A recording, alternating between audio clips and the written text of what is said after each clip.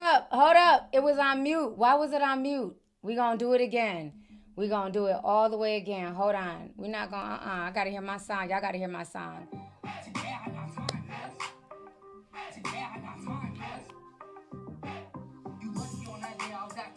What? Hey. I go hard, cuz. Okay, good. I don't know why the mute button was on. All right. I hope you guys are doing good. Yeah, I peeped it. No, we gonna play. We gonna run it back, honey. We're gonna definitely run it back because you know that song gets us turned up. Man, excuse my voice. Y'all know I do a birthday stream on my birthday every year. I've been doing one every year for the past 5 years, but I couldn't do one on my birthday, which was July 29th, because I was where? Child. In Puerto Rico, okay? I was in beautiful San Juan, Puerto Rico. And when I tell you, honey, Puerto Rico don't owe me nothing at all. I had such, man, it was such a beautiful place. Like just the people, the environment, the beaches. Like I really did not want to go home. Um, Man, I couldn't even help but staring at the people. The people there are just so beautiful. They're a mixture of everything. You'll see families, same mom and dad. Kids range from different skin tones to hair textures, from the darkest person to the lightest. And you're looking at them like, dang, they look just like me. And you go up to talk and they speak full Spanish.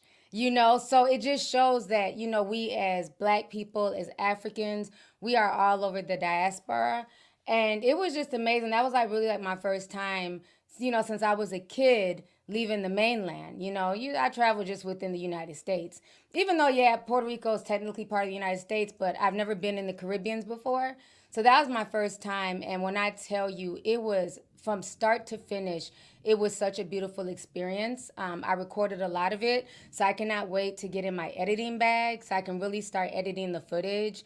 Even when I was going through some of the footage this morning, I was like low key, like about to cry because it was just, we had such a good time. And I just want to thank all the women who came, child. It was a lot of us. All my tea sippers. I'm going to go ahead and shout y'all out. Miss Valencia, Diana, Papa Color, Sophie, Roderica, which is I Tasty. I know by I Tasty. Monique and Daka, they literally come to every single one of my events. And it was just so good to see you guys again. And I'm just so glad you guys were able to come. We love some Miss Monique, okay? Courtney, Jaleesa, Simply Amazing in the Discord. She was there. Kris came all the way from the West Coast. Dooney was there. Janisa, Rode, Bria, Amber, Boosie the Blueprint, Ashley, Mercedes, and of course our tour guide, Mabel. Shout out to Mabel as well. Man, we had such a good time, and it was such a memorable experience. Oh yeah, and hold up, did I forget one? Miss Arlene. We can't forget Miss Arlene, honey. Miss Arlene was our turnip queen from New York. Okay. But we had fun. It was so memorable. And I just once again want to thank my tea sippers for coming out and spending, what I'm saying, my birthday with me. This was one of the best birthdays I've ever had, no lie.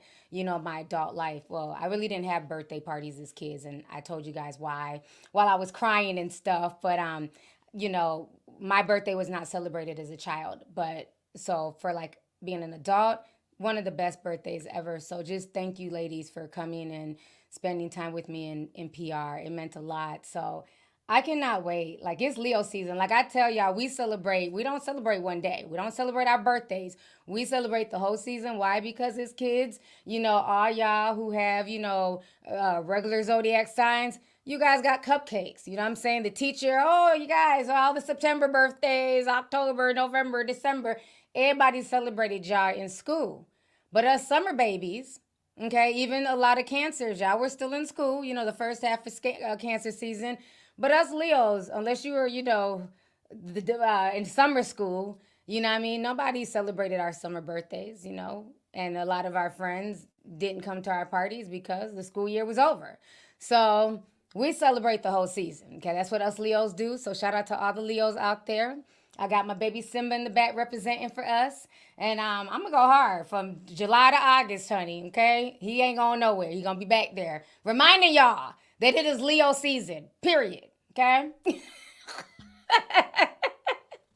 But I hope everybody is doing good. Like I said, forgive my voice. Child, I'm like, I gotta go live. It's a lot to talk about. I feel like I've been out the loop, so I've been trying to catch up. I really took a break off of social media. The only thing I was posting was my pictures in Puerto Rico, honey. I felt I did a lot of stuff there that I did not, expect to do. Y'all know I don't really do water. I don't know how to swim, but the fact that I swam in a river, well, I didn't swim. I got in the river. Let me not over exaggerate. I didn't swim, but I did get in the river. And, there were fish and stuff. I've never experienced that. I got in the ocean, you know what I'm saying, to about my knees. You know what I'm saying? I got in pretty deep. It was nice. You know what I mean? I even got in the pool, 4 feet. I'm proud of myself. Got in a helicopter. Never did that before. Like, I experienced a lot. We walked through a rainforest. We did a lot of stuff while we were there. I conquered a lot of fears. I even went kayaking. Y'all know I don't do boats. I didn't know what the hell a kayak was. Child. Thank you. I am Joyce says I love that for you, T. When I tell you, yes, these big titties will help you float. You're not lying. See the comment in there. But no, for real, like I really challenged myself. I didn't want to be the party pooper. I didn't want to be the person standing at the edge of the bay, waving to everybody. I got in the kayak and, just, rode or whatever it's called. I kind of freaked out when it started raining. That was kind of hard for me. But, once I was under that tarp and warming up, I kind of felt better. But it was an amazing experience. And I cannot wait to share it with y'all. Like, if you have not been to Puerto Rico, definitely go. We went to, one of my favorite places was Lueza. So we went there and I got to Bamba. We did the Bamba lessons. And I literally felt like I was around my peoples. I felt like back in Nigeria, the drumming, and you could see like just like the African connection there in Puerto Rico. Like they really embrace all of themselves. We went to the rainforest, we learned more about like the Tainos. Then when we went down to Old San Juan, we learned about like the Spanish, and we went to go see the forts. Like, and then shout out to our other tour guide, Nani. She was just so dope. She was just so well versed. Just conversating with her was just amazing. So I just love the fact that y'all really embrace y'all's African heritage and Spanish heritage and Tiano. There is no black and white. There's no pick, put you in a box like here in America. You got to pick. No, it's okay to embrace all of what you are. So yeah, man, Puerto Rico don't owe me nothing at all. So thank you guys. Thank you. And then the tea sippers that I ran into randomly in Puerto Rico when we were in Lueza, and when I was at the airport, I was running into tea sippers. So yeah, Leo season was definitely in full effect. Oh snaps, money bag moments in the building because I'm seeing money bag signs. Oh my goodness. Oh, Miss Mo, she sent another $499.99 with a present emoji. Thank you so much, sis. I appreciate you. And I really want you to come and see me in person at my 1 milli party. So I'm definitely going to reach out so we can make some things shake. That was another thing I was doing while I was down in Puerto Rico because I wasn't doing any content, but I got all the contracts signed. I got everything ready with my event coordinator, and so we're good to go. The 1 milli party will be in effect. It's going to be a throwback. We decided to do 90s and 2000s because a lot of the girls were like, in the 2000s, everything was crop tops, you know what I'm saying? And, low ride jeans and stuff. And, a lot of folks are older now. They can't wear crop tops. People done had kids. People can't wear low rider jeans. So I'm going to expand it. We're not just going to do the Y2K party like we discussed. It's going to be 90s and 2000s. So that way for the people who want to wear baggier stuff and feel comfortable, they can. Because I want everybody to feel comfortable. I don't want people feeling like they got to put on a crop top and act like, Britney Spears, I'm a slave for you if they can't fit it. So, you know what I mean? We're going to do 90s and 2000s. Space is very limited. So I will be announcing it, probably like in the next 48 hours. So first come, first serve. Get them while it's hot. There's not going to be any spaces left. And then we'll have like 3 different dress codes. So there'll be like a dress code for Friday, and then there'll be a dress code for Sunday as well. So all the information, me and Marquis have been working on putting everything together. So all of the information as far as like attire, what the themes are, all that will be written up when we have the link and everything for y'all. So I can't wait, child. I can't wait. I'm trying to come together with my little outfit. I had some ideas, but I can't wait. Yeah, somebody said they're trying to hide their muffin top, child. You know what I'm saying? I found some of my mini skirts from the 2000s, the ones that stop right at your ass. Them skirts were short, honey. And I was so happy I was able to fit into it again. It was a size 3. I was like, oh, look at God. Okay. I can fit into my mini skirts from the 2000s. But I understand, you know what I'm saying? It's okay. So we gonna expand the decade. So y'all wear what y'all want to wear. Baggy, tight, cute. You know what I'm saying? Just come like you are stepping out of the 99s and the 2000s. Do not come in modern gear, okay? For Saturday anyway. So I'm super excited for it. It's coming together nicely. So yeah, it's a lot going on. We got over 3,000 people in here. Come on in. There's a lot going on. Let's see here. Tiffany said you two didn't notify me. They're dirty. You look beautiful in Puerto Rico. Thank you. I had a really good time, like just taking pictures and coming out my comfort zone. You know what I'm saying? I put on a damn swimsuit, and I don't really wear swimsuits. I did that. I really did. I really did kind of overcome a lot of fears and shit. Social media be tearing my body up, child. So I don't really post too much, provocative full body shit, because they always be talking about my little skinny legs and shit. Like, you about to tip over them big old titties and skinny legs. Hey, that's just how I'm built. Nothing I can do about that. You know what I'm saying? I know we're used to the IG perfection, but it is what it is. You know what I'm saying? I'm proud of my body, so I don't care. But yeah, so it was fun. It was definitely fun. So let's go ahead. I want to talk about this mess that is called the Kamala Harris Democratic campaign rally that I believe it took place in Atlanta, if I'm not mistaken. This was just a hot mess. I wasn't feeling it, and I'm not going to pretend like I was feeling it. Everybody knows I'm not a big fan of Meg Thee Stallion. That's not really a secret on this channel. Not a big fan, but it's no shade towards Meg at all. She was invited to do something, and she did that. So we're going to watch this real quick. We're going to watch Meg slightly twerk at the Kamala Harris rally, and then Quavo came out there, and he said a few things too. So let me go ahead here and share my screen. Give me just a second. I thought this was interesting. Okay. Let me see, make it a bit more. Oh, no, let's do it this way. All right, so let's start with Quavo, since we got him up first. So this was him talking about the situation. If y'all don't know me, I go by the name of Quavo. Born and raised in the north side of Atlanta, home of the Migos.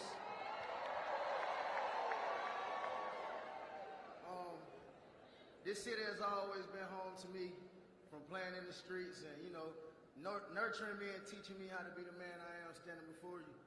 So, one of these issues that I care about is resolving the gun violence issue.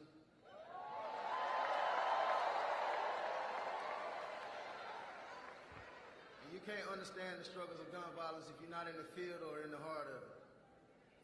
So one thing I learned about working with Vice President Harris is she always stand on business.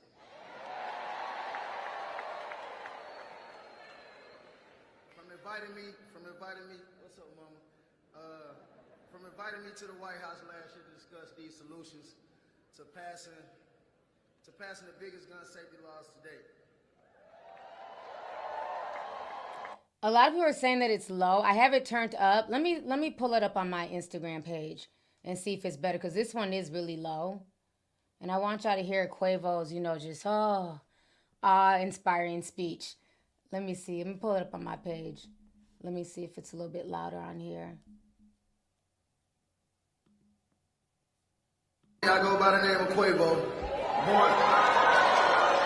Born and raised in the north side of Atlanta, home of the Migos.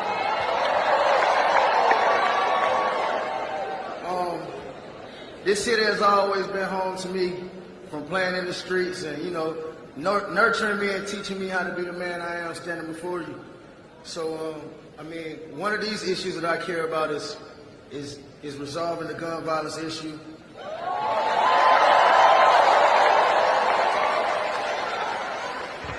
And you can't understand the struggles of gun violence if you're not in the field or in the heart of it. So one thing I learned about working with Vice President Harris is she always stand on business.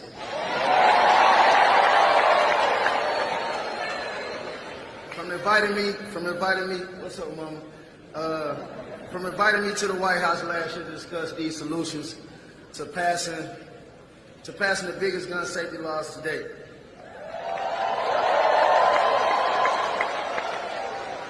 So it's only right in the birthplace of the culture. It's also the same place to launch the first African-American woman to run for president.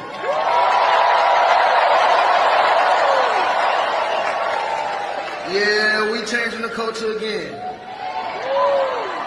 So if you never voted before, make sure you get out and vote right now, because it's the real one. And in the words of my brother Takeoff, let me get a Kamala. I'm going to hand it over to Tyler the Green. Let him talk about his vote and introduce the next president of the United States of America. Yes, sir!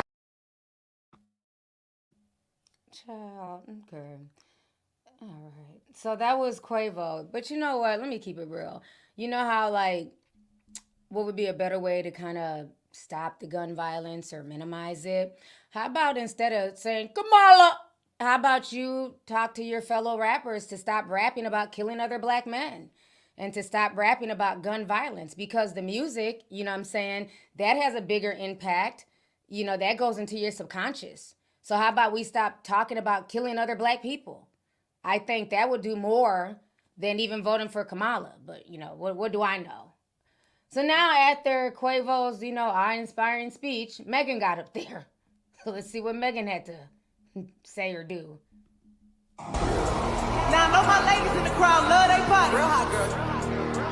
And if you want to keep loving your body, you know who to vote for. You know hey! Hey! Hey! Yeah.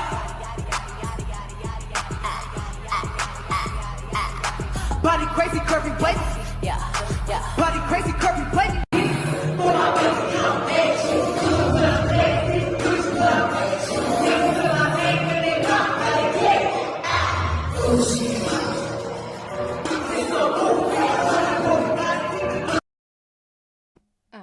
Stop it. Well, I'm not gonna get a copyright strike, but y'all just see what it is. Meg is performing again. It's not really any shade towards her, but it just looks like a Boondocks episode, and I think really people should be offended by that. The fact that why do they feel like the only way that they can communicate with black people is through, you know, rappers and entertainers and ass shaking, and you know, it's insulting. You know, again, this is not any shade towards Megan because, you know, I guess maybe she was paid or asked to be there. I don't know. But it's like, what does body yada, yada, yada, yada, what does that have to do with the campaign rally for voting for the next president of the United States? What does that song have to do with anything? I want to hear that song in the club. I don't want to hear it at the Democratic, you know what I'm saying, rally. I don't want her turning around twerking. Like, it was just tacky. And again, it's not about Megan. It's about just the whole, how everything just looks. And I seen a lot of people saying, well, you know, Amber Rose, who was, you know, the champion of the slut walk, was speaking at the Trump rally. And indeed she was. And like, y'all know, I'm not a fan of Amber Rose either. And I've always called out her slut walk, you know. But the difference is when Amber Rose got up there, she actually gave a speech. And it was actually well thought out. She presented herself well. It even made me look at her, you know, with a second glance like, oh, shit, okay, Amber.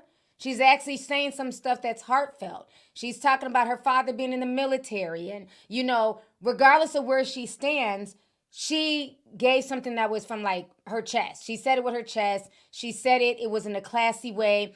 It wasn't mixed in with hip hop. She was up there just speaking as Amber Rose. Quavo was up there speaking from like a hip hop perspective and standing on business. And it just, to me, it just came off as just hood and ghetto.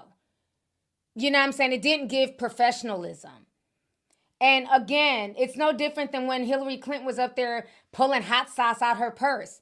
I got hot sauce in my bag, swag. Bitch, what? Just talk to us about the policies. Let us know what you're going to do for us to get the vote and what you're going to do for people of color. We don't need you to drag out Meg Thee Stallion and have her twerking. I don't need Quavo up there talking about gun violence when his music reflects the same violence that he's crying about. So I didn't like it. I just thought it was just tacky. You know, and it's like, stop trying to pander to black people using entertainers, in the words of Malcolm X. No other race does that. You'll never have a Chinese person using K-pop stars, you know what I'm saying, as their political voice.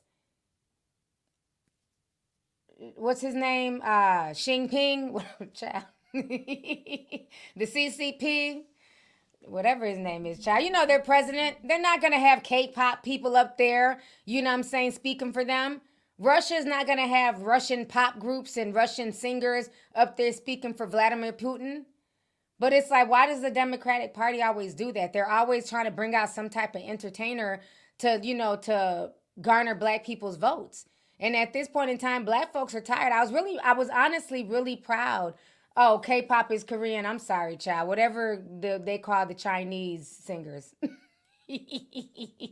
What are the Chinese singers called?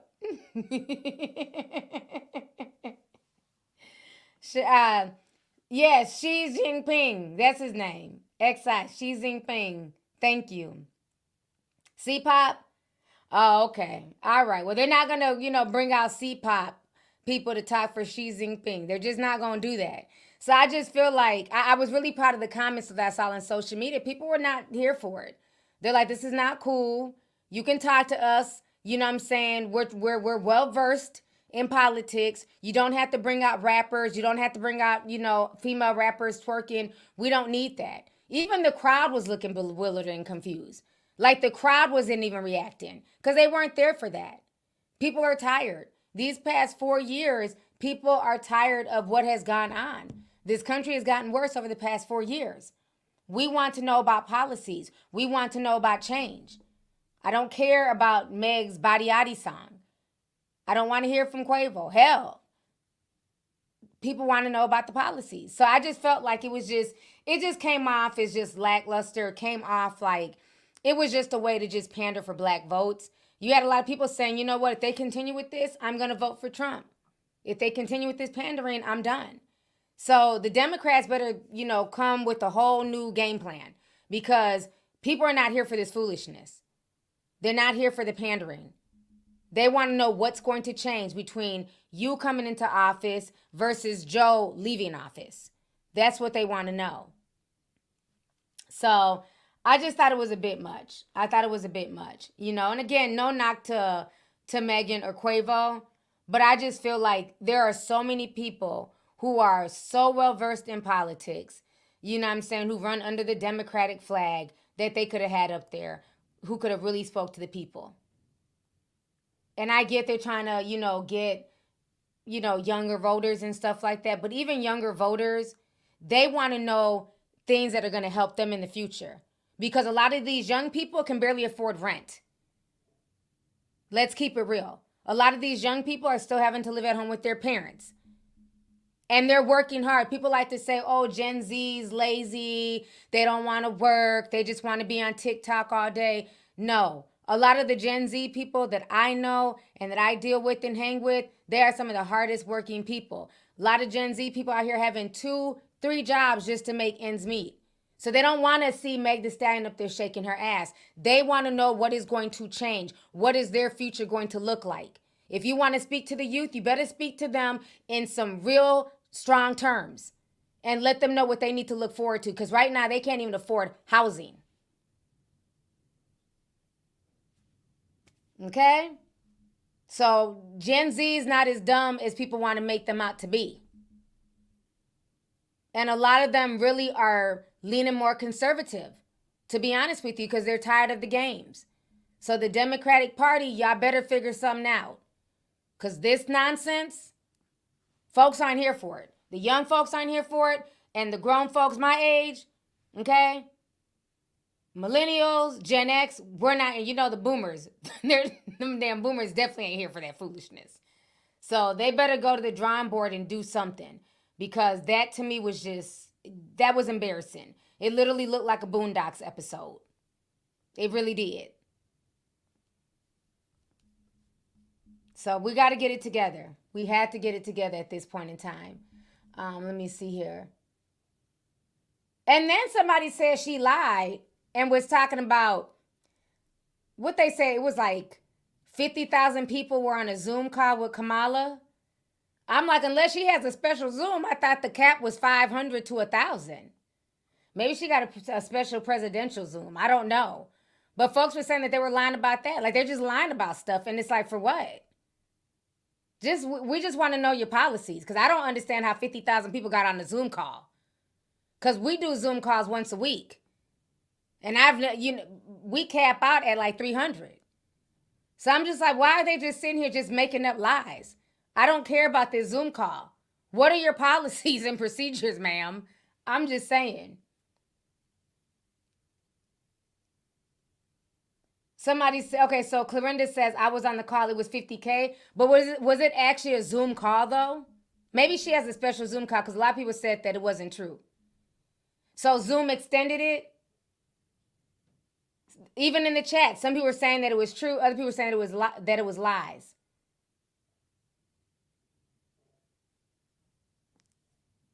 It was a Zoom, not a Zoom three-way. One big old three-way call. Maybe they did, because she is, she is running for president. Maybe they did hook it up. But then, like I said, there was other articles coming out saying that it wasn't that many people. Okay, it was extended through StreamYard. The CEO made it bigger. M said they were there. Okay. Miss Kathy said, I don't know about anything anymore. That's how I feel. It's like, it's so much information that it's just getting to the point where it's like, in a minute, I'm ready to just tune out. Because it's just so much useless information coming out. That's just like, okay, where are we at with all this? November is right around the corner. We went from Joe Biden was supposed to be the nominee to now everything's been flipped upside down and it's Kamala. We got to figure out something. Yeah. I think at this point, a lot of people are getting confused. Somebody said they had 130K. I've seen so many different numbers. They said it was multiple different groups. Sean says, I'm not voting at all. Well, that's the thing, though. If you don't vote, then understand that you really can't complain. So that's the thing. I've been seeing a lot of people saying that, too, that at this point, they're just not going to vote because they don't like Trump and they're not happy with Kamala. So I really, at this point, I don't know what is going to happen. Because even right now on Twitter, she's trending. Oh, my God. Now it says hoes for Harris. This ain't cool. I don't like that. Look at this on Twitter. Let me show y'all. It was just saying before, Twitter was saying she's an Indian. They were saying she's an Indian, Kamala the Indian. Now look what it's saying. See, I'm not liking that at all. Because they keep trying to go back. They keep going for her sexual history. Hoes for Harris. Like, why is this a thing? Oh, because of Meg. Wow. Hood rats for Harris. Single black molas for Kamala. White dudes for Harris. Left-wing movement is pure ghetto trash. Anyone who watches this performance by Meg Thee Stallion and is sincerely moved to vote for Kamala should be deported. Wow. That's racist. Our founding fathers would be proud that we're now twerking to get votes.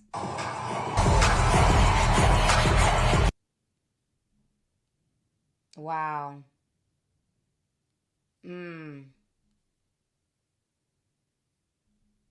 Hoes for Harris. This user is a proud hoe for Harris. Huh.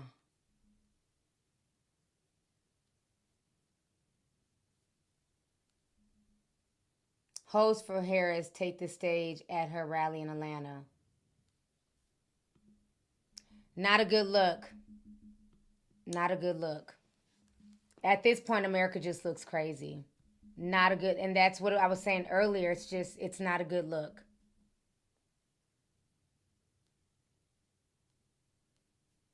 And I get, they're trying to be funny. But again, you have a so-called black, people want to keep saying she's black, even though she's Indian, half Indian, female running for president. She has a black woman up there twerking to, you know what I'm saying? Now they got hoes for Harris trending. This is just, it's just, this whole thing is just nauseating. The whole conversation. I seen the other day they were calling her the cat lady, talking about the fact that she doesn't have children. It's funny that they're so concerned with her cooch and her womb, but not the policies. That's not being discussed. I don't think this was a good move for her. I think she should have been very, very professional with this rally. There was no need to try and go the hip-hop angle because, again, black people are tired of that. Like, stop using celebrities and entertainers to pander to us. Talk to us, have real dialogue. And we don't need it to be, fed to us via a celebrity. So, I think she messed up with that. That just wasn't a good look. It just comes off just trashy, unfortunately.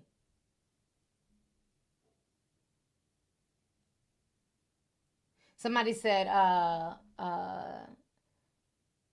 Taib Queez says, host for Harris probably has to do with Judge Joe Brown's interview on Art of Dialogue. Wow. I haven't watched it yet. I've been out of the loop, so I haven't watched the interview. But it's still sad because, again, they're basically insulting and demonizing a black woman who was asked to perform. I don't think she should have been asked to perform at all. That just wasn't the place for that. So now it's like that's just making people take the whole Democratic Party even less serious. Let me read some of these super chats here. Janae Sim 499 says best birthday gift ever. Happy birthday to you, fellow Leo. Thanks for checking in. Alexandra Sim 199 says happy birthday, beautiful. Have fun and be safe. Thank you so much. Beat by Ray says happy birthday, T. My wife's birthday was 7/28 and we spent it in Mexico. Hope you enjoy PR. I did, and I hope you and your wife had a good time as well. So thank you so much.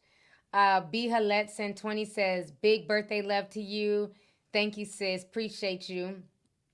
Aaron sent 999 says, happy birthday, auntie. Love you and thank you for everything that you do. Thank you so much, Aaron. I appreciate you for coming through. David Camarillo sent 499. Thank you, David. Appreciate you.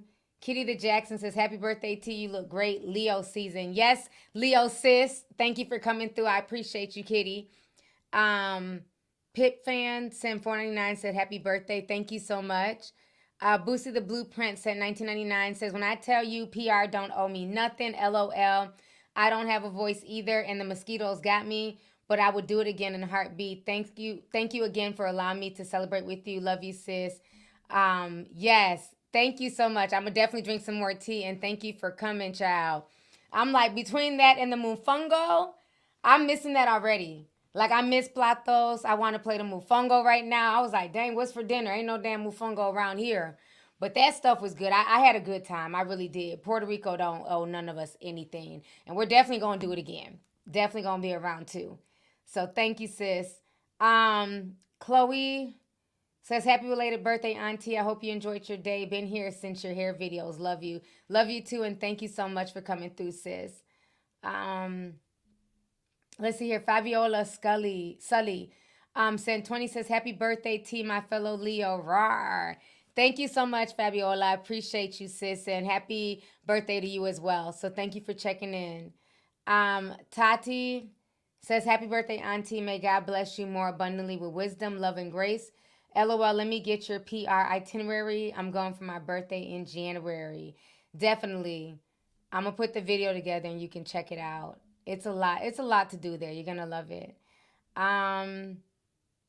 Let's see here. Oh, everything just refreshed. Let me go back. Where we at? Okay, Z Ashe Sim 499 says, happy birthday, T. Thank you for all you do for us tea sippers and always keeping it real. Many blessings and success. Leo gang. Thank you so much, Leo sis. I appreciate you.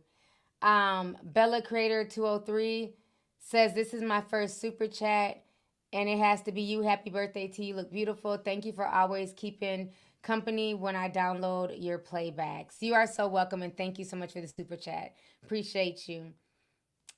Pretty T Sim 499 says, happy birthday to my favorite commentator and Leo person, period. Your videos and viewpoints are the best. Congratulations on your 1 milli. You look beautiful. Thank you so much, sis. I appreciate you. Miss Sparkle 0217 sent 20 says, happy birthday, T, my Leo sister. Today's my birthday. What a great gift. Happy birthday to you and thank you for checking in, fellow Leo. Appreciate you and enjoy our season. Let's see here.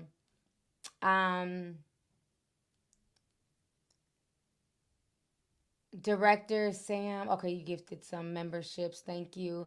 La sent 9.99 says, happy birthday, T. I don't catch any lives on time, but I'm here today. You are amazing. You look amazing. Hope to meet you one day. We'll be looking forward to the 1 milli party. God bless you. Thank you so much. I appreciate you. Let's see here. King Darius says, I felt like it was a chitlin circuit watching Meg dance uncomfortably in front of all those older women. That was the most cringe thing ever. Yes, it was. I don't think it was needed. You know what I'm saying? Like, Meg didn't look comfortable. The crowd was just sitting there like, what the hell am I watching? It wasn't a good look. And I know I better see you at the 1 milli party, King Darius. So you better be looking forward to the when I put out the notification. So, you come to every event. Don't miss this one for sure. So I'll see you soon. That is my buddy, child. We had a good time at the New Year's party. Let's see here. Young Kobe sent 10. Says, I'm confused by all these HBCUs and random black folks donating all this money for a Democratic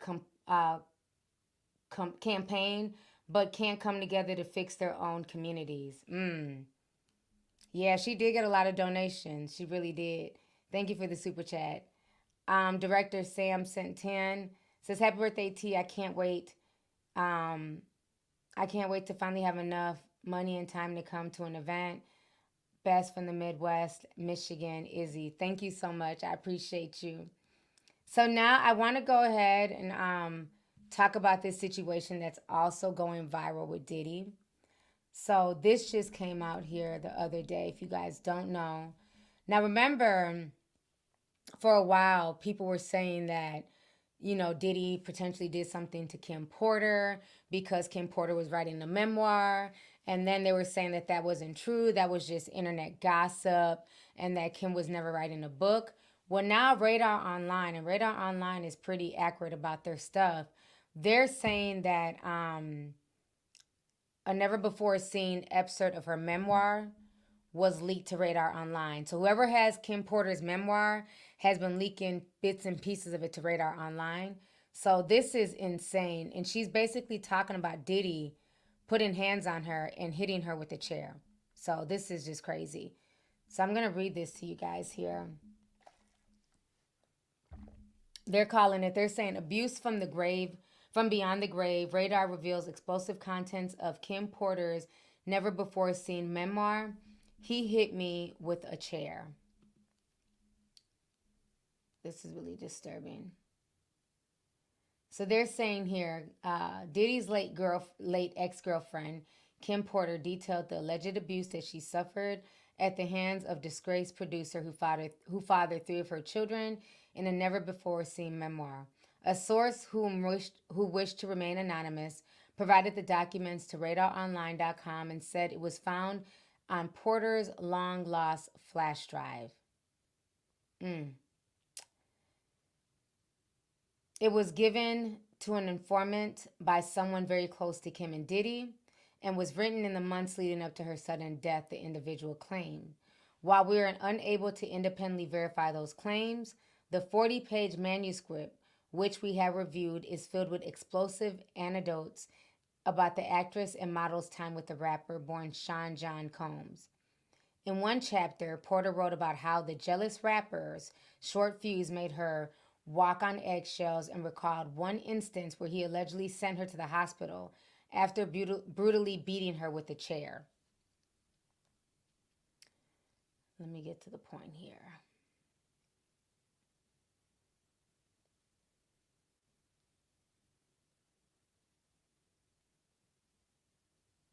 Users on social media suggested that Porter's death may have been a move intended to prevent the release of the memoir, which she never finished, in which one source discussed Diddy's alleged involvement in the murder of Tupac Shakur. Porter's father told Rolling Stone he was disgusted by the hotel surveillance video in 2016 obtained by CNN. It showed the 54-year-old kicking and dragging Ventura. He said it made him wonder whether his daughter suffered similar abuse during her 13-year relationship with the music mogul. What's more, the former Bad Boy rapper Mark Curry told the outlet of Porter's relationship with Diddy, "I remember Kim used to go through a lot of stuff.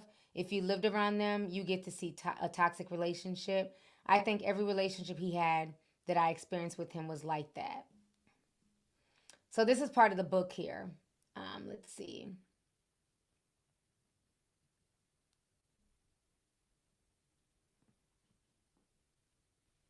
We were supposed to go out for dinner, but he was in a foul mood. He yelled, "What the fuck? Would I have to walk on eggshells as I come out the bathroom?" But I found him holding flowers, so I smiled. "You bought me flowers?" Sean yelled, "No. Who the fuck are they from?" I was bewildered, and I told him honestly, I don't know, probably just a fan. He threw the attached card at me, and I picked it up and I read it. Sean, he slapped me so hard that I hit the ground. Sean yelled, "Who the fuck were you with the other night?" I looked down at the card. It was lying next to me, and it read, "The other night was amazing. We must do it again." Then Sean yelled, "No, who the F are they from?" Bewildered, I told, oh no, that was that part. Hold on. It was the second part.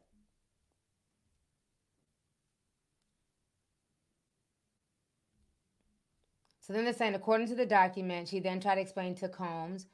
He threw the flowers at her and said, "That's not how it works. You have my child. You don't touch anyone unless I allow it." She wrote, "Diddy picked up my coffee mug and slammed it against the wall. Coffee flew everywhere, and he yelled, 'Who the fuck this nigga think he is?' While desperately trying to calm him down," Porter insisted. "It was just coffee with the producer. It was nothing." She explained that they met up to discuss maybe me starring in another movie that he wants to produce. Sean exploded even more. He wants to put a move on my fucking family at the top of his lungs. My fucking family? He flipped the table over, breaking it. It was a heavy table, but Sean is stronger than he looks. I pleaded with him. "Sean, please." He yelled at me. "What?" I tried my best to calm him down. He probably didn't know. It didn't come up. "You're publicly dating someone else, so..." He screamed at me, and it somehow seemed even more intense. "So you didn't tell him to back off?" And then out of nowhere, he hit me with the chair. I didn't remember anything after that until I woke up in the hospital room. According to the documents, Porter said that she woke up in the hospital and her arm was in a cast hanging from a sling. My face was hurt. My eyebrows were in immense pain, as were my lips. As I came to, the first face I saw was the man who put me there. Sean asked with concern in his voice, "How are you feeling?" And I responded, "Stay away from me." This man is sick. This man is really sick. Then in this part, it says, I understand that you're angry, and I glared at him and I cut him off. "I'm serious, Sean." He spoke blandly with no energy. "And tell them what? That you had a car accident? They'll pity you. Then you hit your head. He was going to make me look crazy. They were going to believe him. He's a kingpin. You're a fucking bastard." Sean spent the next 6 months helping me heal and working his way back into my life and into my bed. I was so damn stupid. And of course, I wasn't cast for the movie either. From what I understand, the producer died of pneumonia. Child. That is creepy. So the guy that she went out with ended up dying from pneumonia. And then years later, she dies from pneumonia. Let that sink in. So that's just some of what's coming out with this memoir. Again, they're trying to verify, the whole validity of everything, but it definitely sounds like him. And it also sounds very similar to what everybody had been saying about how her nose got broke. How he ended up punching her in the face and she fell back and fell into like a table. You know what I'm saying? Fell through a table because he hit her so hard and it broke her nose. So it's just really disturbing. The whole thing is.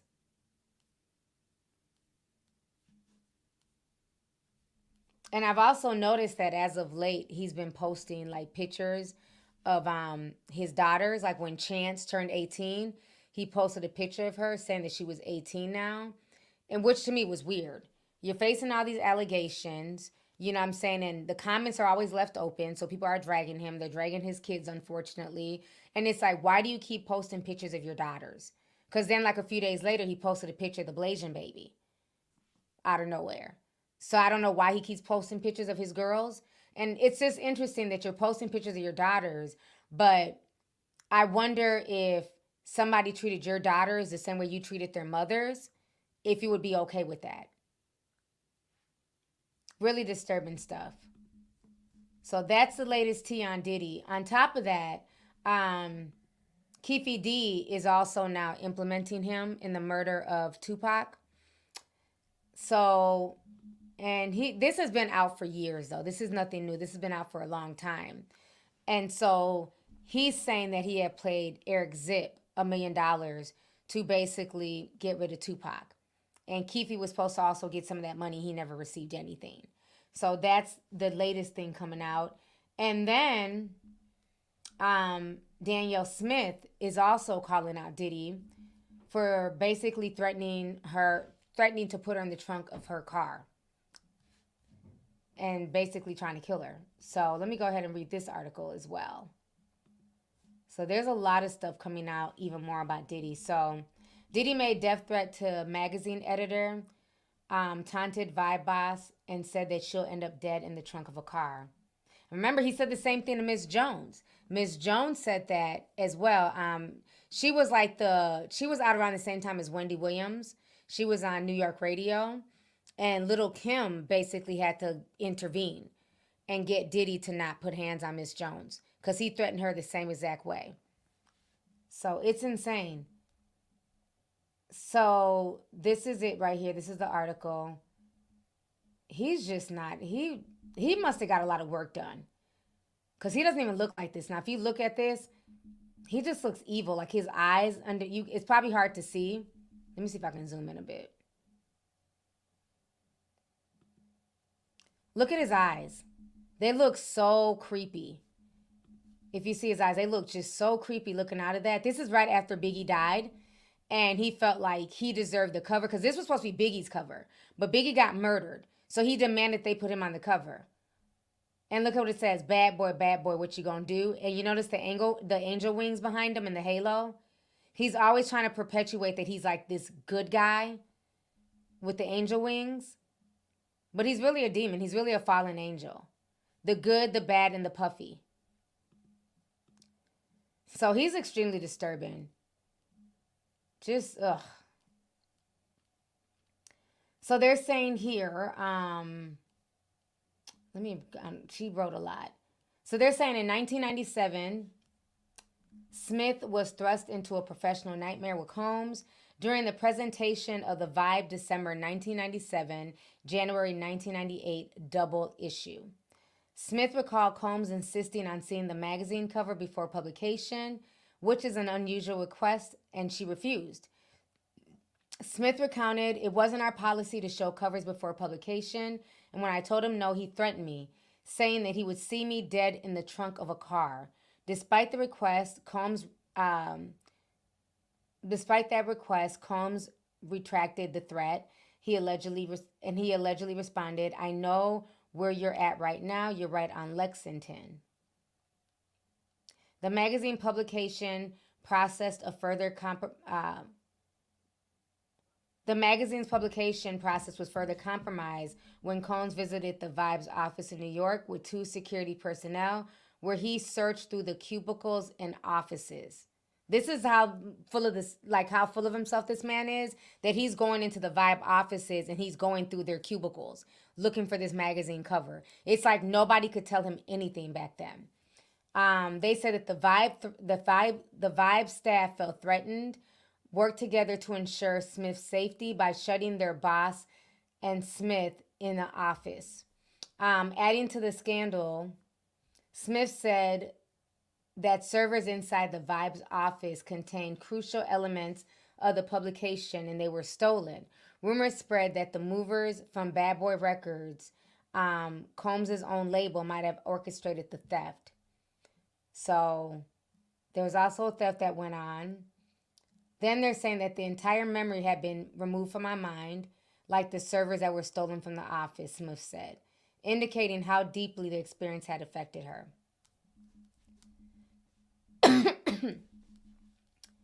Tony said they have a picture of her on here.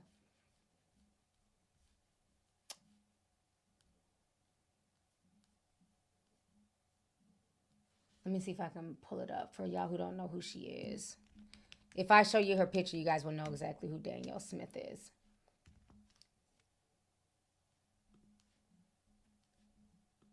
So that's Danielle Smith for people who are asking. So she's been in the game for years. I remember seeing her on VH1 episodes talking about Biggie and Jay-Z. She does a lot of hip hop commentary. She wrote for Vibe for years.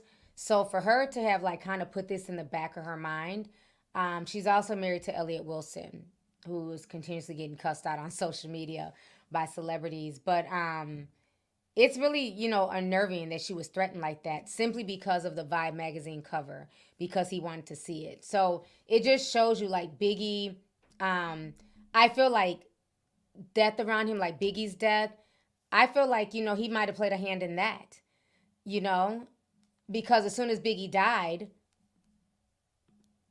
he just took over. It's like everything was about Diddy after that. And so now with everything that's going on with Tupac and Keefe D talking, the Tupac estate is now wanting that they want these claims investigated. They don't want to depend anymore on the LAPD. They want an independent investigation coming in. So this is what's being reported as of today from TMZ. They're saying sources with direct knowledge tell us that members of Tupac's still living relatives have retained attorney Alex Spiro and Chris Clore, as well as a team of investigators to look into Keefe D's resurfaced allegations that Diddy offered to pay him and his crew money to take Pac out in the 90s.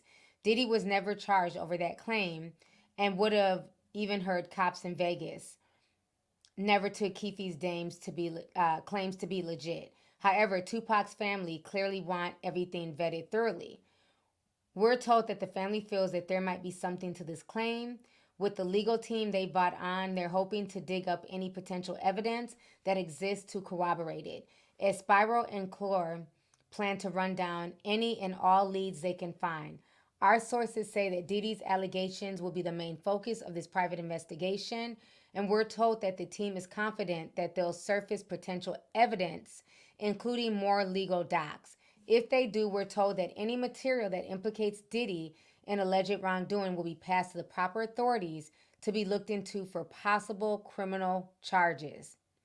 And we should say that there are no statute of limitations on murder. If nothing comes about on the criminal front, we're told that Tupac's family will potentially look into filing a wrongful death lawsuit. Again, assuming that they uncover evidence to do so. So it is getting real right now for Diddy. And to be honest with you, I think Miss Voletta Wallace also needs to start her own investigation. I know she was cussing him out a few months ago, but I think she needs to look further into the death of her own son. Because something's not clean in the buttermilk at all. Something is not right. Somebody said Snoop and Diddy are shady.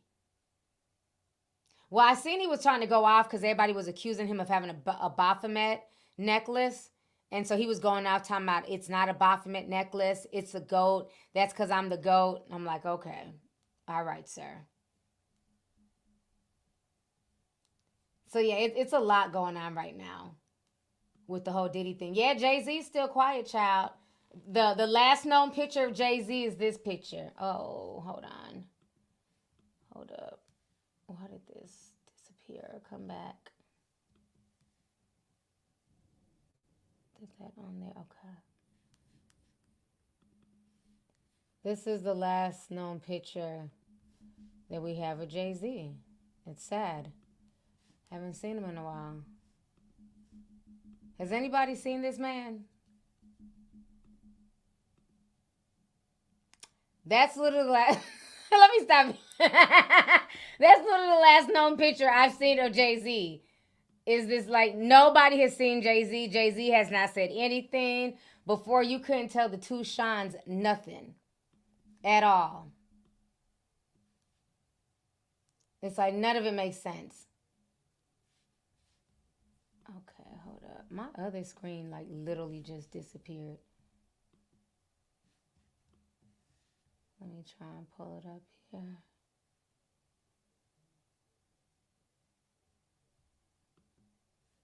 Hide. Okay, there we go. Whew, thank God I remember how to do that. Hide and then re-emerge. Okay, there we go. So, yeah. Somebody said they're too high for this. That's the last known picture. Have y'all seen Jay-Z recently? Because the last time I seen him was that sketch. We got an APB out on Jay-Z. Nobody knows where he's at. He's not saying nothing. He's awfully quiet. So I don't know what's going on with Jay-Z right now. We've seen Beyonce, but nobody's seen Jay-Z.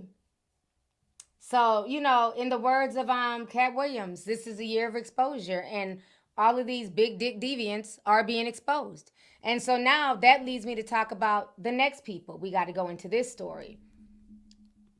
I'm not going to be on here too much longer because my voice, I know I sound horrible.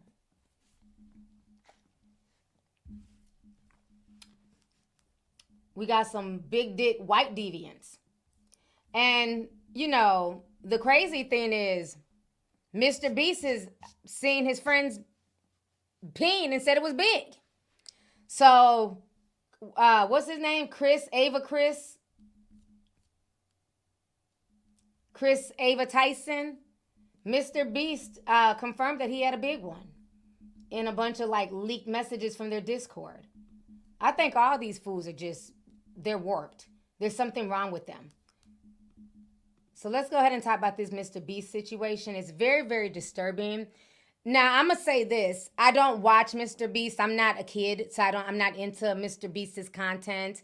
But as somebody who's a, you know, content creator on this platform, I thought it's pretty dope. Like, okay, this dude is doing all types of cool, you know, videos. He's giving back to the poor. You know, he's giving blind people their eyesight. He's buying people homes and giving them cars, you know. But I'm not going to lie, the name MrBeast always bothered me.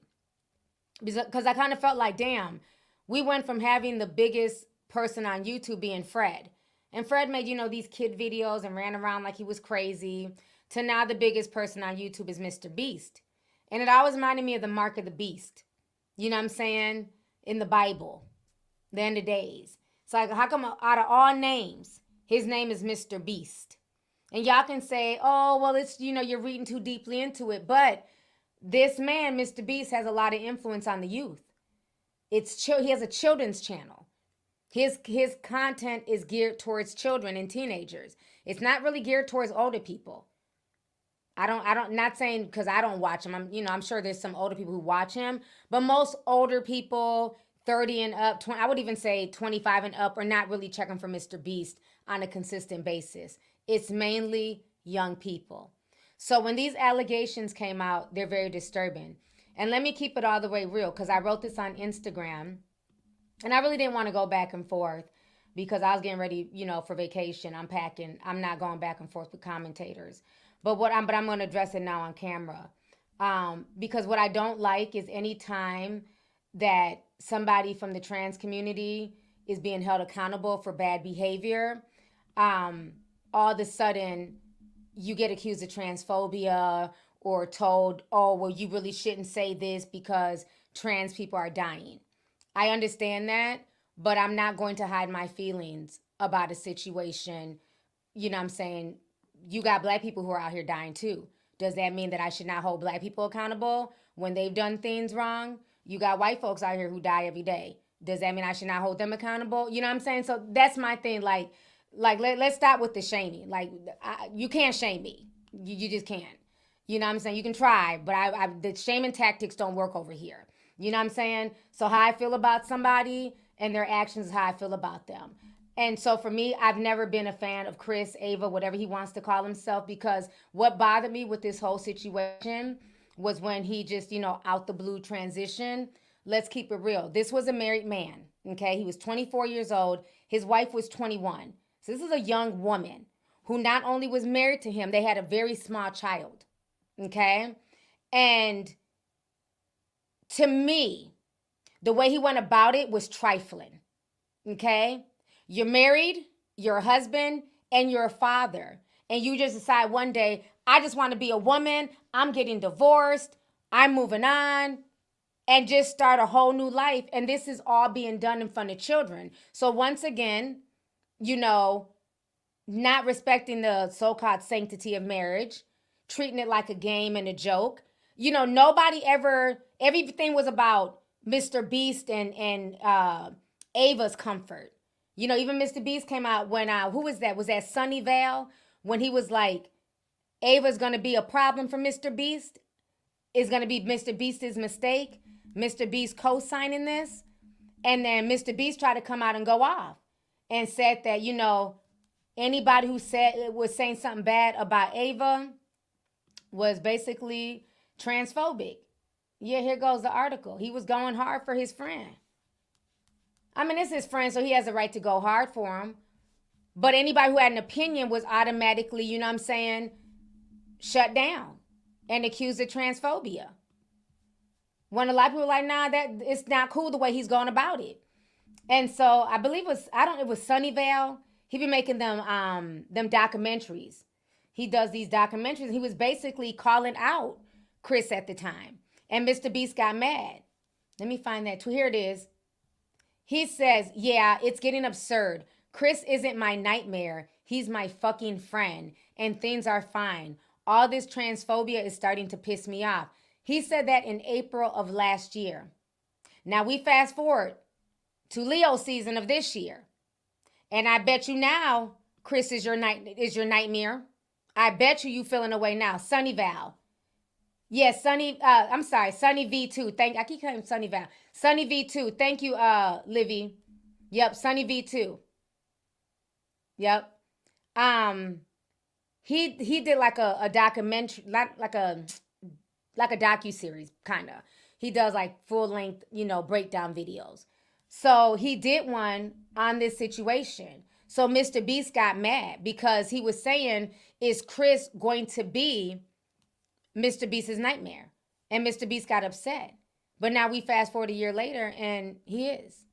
He got you in a lot of mess. So what I had wrote on Instagram, let me share my screen. When this first came out, because I didn't really have time to dig into it, but I wrote this. I said, I'm not shocked. This is the same attention whore who left his wife and small child to transition. Clown emoji, okay? And again, that was not like shade towards people who are really, you know what I'm saying, transitioning and are really going through it. I didn't feel this vibe from this person. To me, this felt like somebody who is cosplaying a character, who just wants to do something for attention, and who is dealing with his sexuality. This never came off to me as like a sincere transition. It just didn't. Because if he was feeling this way, why was you even married? Why even bring that young girl through that? And I just didn't like how, it came off to me as clout chasing. And because, you know, this is like the cool thing to do now. When you got people who are really transitioning, who really feel like they were born in the wrong body, I never got that vibe from this person. And y'all can say that that's transphobic, that whatever. I never got that vibe from this person. It always came off to me as like like playing dress up and attention seeking. And I stand by that. So if you're offended, I'm sorry. You know what I'm saying? Because I know real people that I've met who are really trans, and that's not really even the way they went about it. So to me, it just seemed, it seemed weird. It just seemed weird, the whole thing. And so, and I just didn't like the way how it was like, oh, you just got to support this. And if you don't, then that's not cool. But I'm like, well, damn, what about the young wife? She's a baby. She's 21 years old. Is anybody checking on her as a woman? I wouldn't know I wouldn't know how that would make me feel as a 21-year-old that my husband just out there. You got grown women who wouldn't be able to deal with that. But it's like all of a sudden his wife was just a non-factor to like all the fans. And it was all about Chris's comfort. It was like, you know what I'm saying? Fuck the wife. She'll get over it. This is who he is now. So I didn't like how social media played that. You know what I'm saying? And so it's been a lot of stuff that's been coming out about this man. And I'm not surprised. I'm not surprised at all. So let's go ahead. We're going to watch this video because, okay, before I play the video, because some more stuff broke earlier today about MrBeast. It's so much going on. It's a lot to break down. Let me pull up all these on my clips here.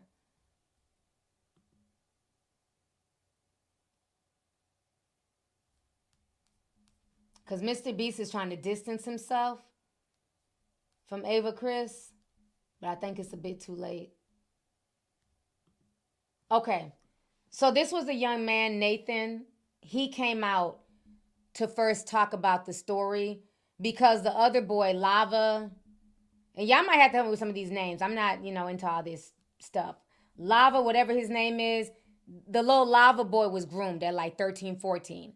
The Lava boy came out and said that he wasn't groomed. I felt like when he said that, MrBeast or somebody from the camp paid him off. You know what I'm saying? So he was saying that he wasn't groomed and that, social media needs to leave MrBeast and Kris alone.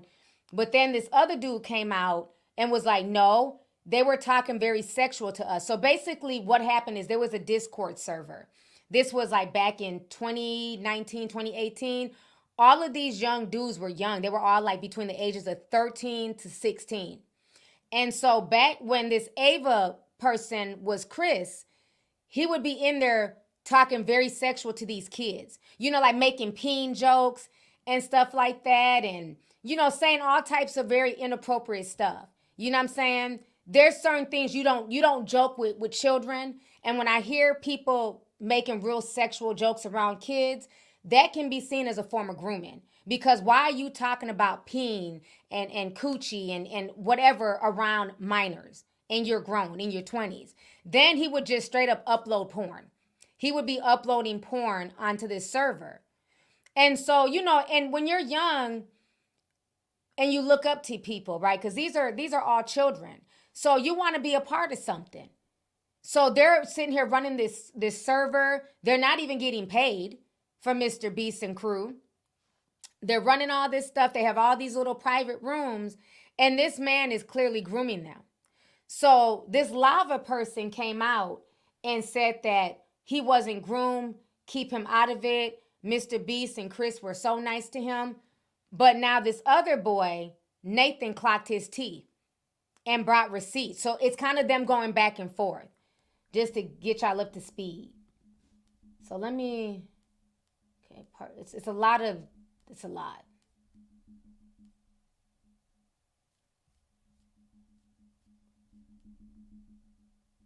Okay, so this is part 2. I'm just, okay. Kris Tyson. Here we go. So we're gonna watch this so that way y'all can get caught up. It's a lot. It's a lot.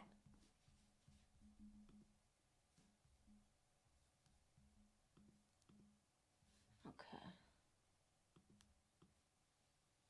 Bring it a little bit closer here. Kris Tyson from MrBeast used me and manipulated me and did very inappropriate things with me while I was about 15 years old. I was actually friends with Lovelyti at the time, who is the main victim of Kris that everyone has been talking about these last few days, who claims he isn't a victim, but we all know he is, and we all know he probably got paid off. Not only that, but he's also under an NDA from when he worked for MrBeast Gaming for 2 years, and he tried to get me to join MrBeast Gaming himself, Lava. He's the one who actually sent me the contract and tried to get me to sign the NDA, at which point I ended our friendship because I knew they were just trying to silence me. Me and him were both initially involved in running Chris's Discord server, helping him set up his Twitch streams and moderating them. Nate's calling me. Hey, what's up? You're on stream. You just leaked your address. Please end your stream. As well as other technical back-end things that he needed help with. This Discord server that we were a part of had about 10 people in it, most of whom were minors. I'm not sure how they got in there, other than me and Lava. He won a giveaway and Kris invited him after that, and Kris invited me after I saw one of his tweets asking for help setting up a Garry's Mod server for the 10 million subscriber MrBeast video. This turned into us having lots of private conversations with Kris and playing video games with him for hours on end. Not only did we do a lot of unpaid work for him that he promised he would pay us for, he would also frequently bring up sexual topics that was definitely not appropriate to bring up around 15, 16-year-olds, especially with him being like, I don't know, 20, 21 years old. He would even go as far as linking me several different porn and hentai videos throughout the time of me talking with him. Not only that, but he had an NSFW bot in his Discord server before he made it public. So when it was just a private server, his little circle of minors. And he would use this NSFW bot to spam different corn images,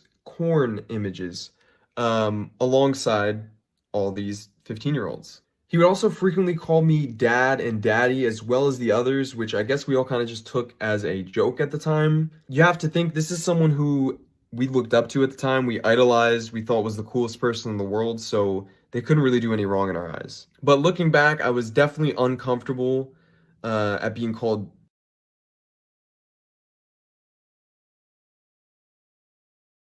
even just thinking about it now. I was definitely uncomfortable at being called daddy by a 20-year-old, and even just thinking about it now, it's just uncomfortable. This server later went public and became his official Discord server, but before it did, he had me and Lava spend multiple days scrubbing this Discord server clean of all of the N-words he had sent in it, as well as his friends, as well as deleting the NSFW channels and making sure no one could see that he was spamming corn to minors. This story is so much bigger and runs so much deeper than any of you really realize, so if you want to hear more and you want a part 2, let me know. Okay, let me come on here real quick. So one of the things that bothers me with this situation is that, do you guys see how censored the internet is? We're trying to protect children. We can't even use words like porn. We have to sit here and use words like corn just to be able to tell our stories, just to be able to get information out there. It's sickening. They should be able to tell their story in full context and not have to use these weird words like essay and corn, and it's just sickening.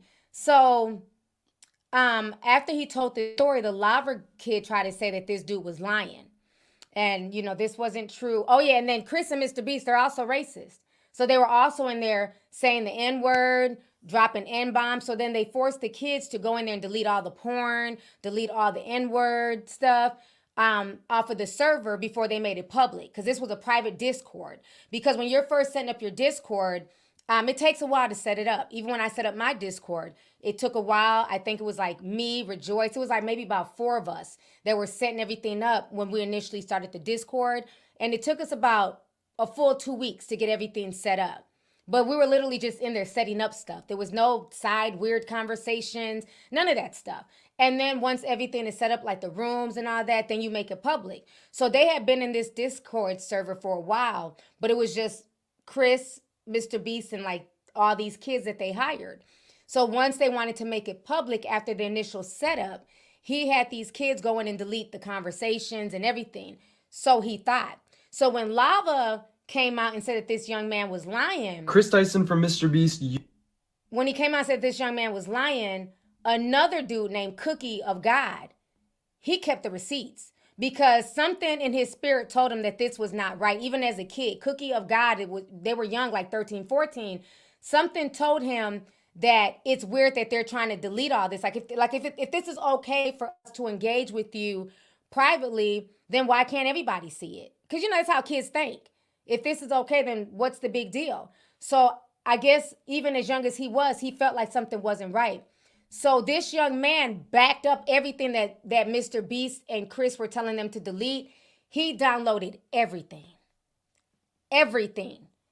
When I tell you this young man is the living embodiment of keeping fucking receipts, he kept everything. Kris server logs, server staff logs, dank meme mods. And there's a bunch of stuff. It's kind of hard for me to read. But there's like different conversations. He screenshotted everything. Let's see here. Cookies of God. That's how I know the bot won't delete this message. This was a few days ago. LOL. Yeah, I'm searching for that and I noticed it. So basically he's showing the chat where they're all in there talking about, you know, because in the server, like in the Discord server, you can do searches for certain words. So basically they're talking about how they're looking up certain words like the N-word and, you know, sexual words so they can delete it.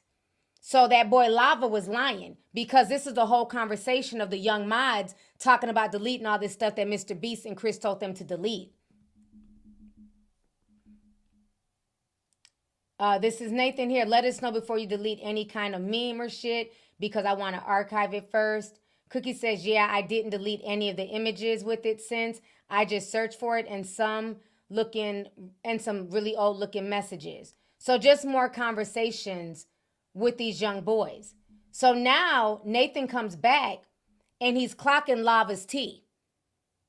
Okay, so this is when he comes back with the receipts. So we're going to listen to this. This is part 2 to yesterday's video of me talking about Ava Kris Tyson and what they did to me when I was 15 years old. This video has all the proof in it, all the receipts, and all the screenshots, thanks to an old friend of mine who was a moderator in Kris's Discord server at the time, Cookie. Now, Cookie actually went ahead and downloaded logs of all the individual channels on Kris's server before it went public, knowing that this was kind of being covered up, and he kept the logs of it for himself. He actually reached out to me here on Twitter, and I'm going to provide a lot of the screenshots backing up the claims that I made that Lava refuted. For example, I made a claim that there was an NSFW channel in the server where Kris would spam corn. Here you can see Kris talking about locking down the NSFW channel to True Gods and Anointed only. By the way, this is in 2019. I was a True God and I was a minor. Not only that, but you can see me right below it, Nathan.rtx, saying, this is a bad idea. So even I knew as a kid that this was a really bad idea. Here is Lava himself talking about starting the commencement of cleaning the server, word for word. I said he was talking about scrubbing the server. He says that never happened. Here you can see him talking about it, as well as me and Cookie himself talking about it. I just want to make this video real quick, disproving some of the claims that Lava refuted. And showing that they actually are true, but I actually have thousands of Discord messages to go through in these logs that I was just provided by Cookie. Shout out to him for giving me them, and I'm going to be going through them and posting an update video with some more proof. Okay, so now he was posting even more receipts. There's like even more stuff here. So then somebody today, or maybe yesterday. Let me see here. Okay, so now this is Lava. So after they clocked Lava's tea, he came out and finally admitted that he was wrong. So he says this: based on recent screenshots and messages, I would like to say this statement about the Discord.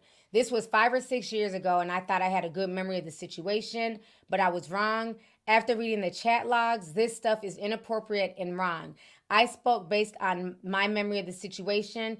I still do not remember these conversations, but they definitely happened. These conversations should not have happened with people at that age that I was at the time. I strongly condemn them.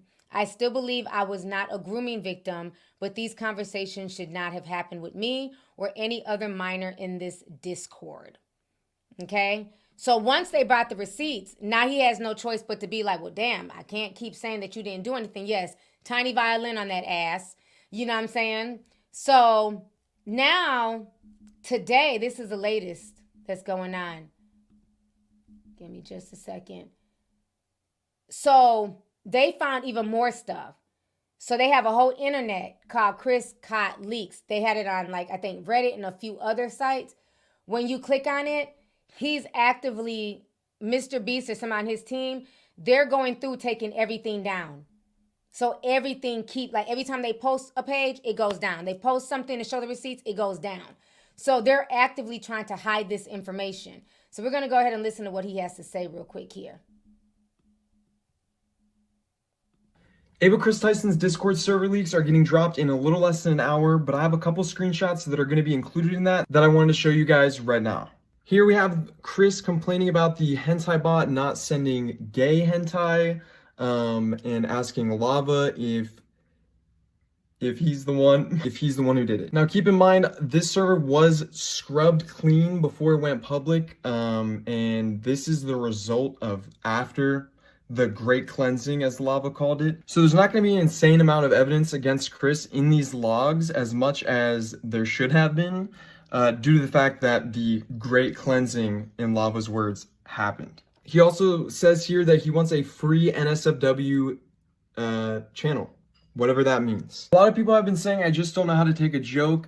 Here's an example of something that I know was a joke, but is still wrong and not appropriate to be sending in a channel with minors in it.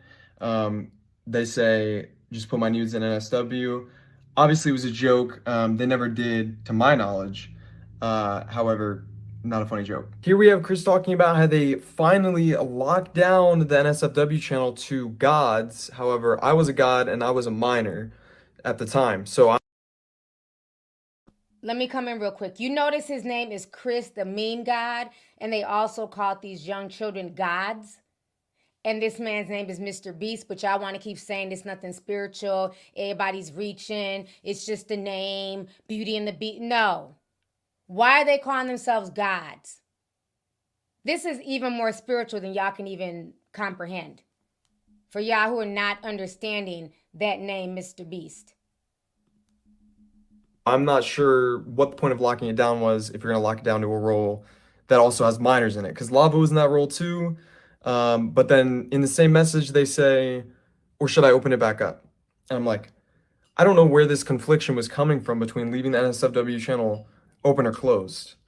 It's even to me at the time, it was pretty obvious to me that it should at least have the 18 and up warning on it. But these are 500,000 messages, so if you can help us go through all of them, post any screenshots of anything problematic you find, or anything that just kind of rubs you the wrong way, because we have not gone through even a small percentage of it.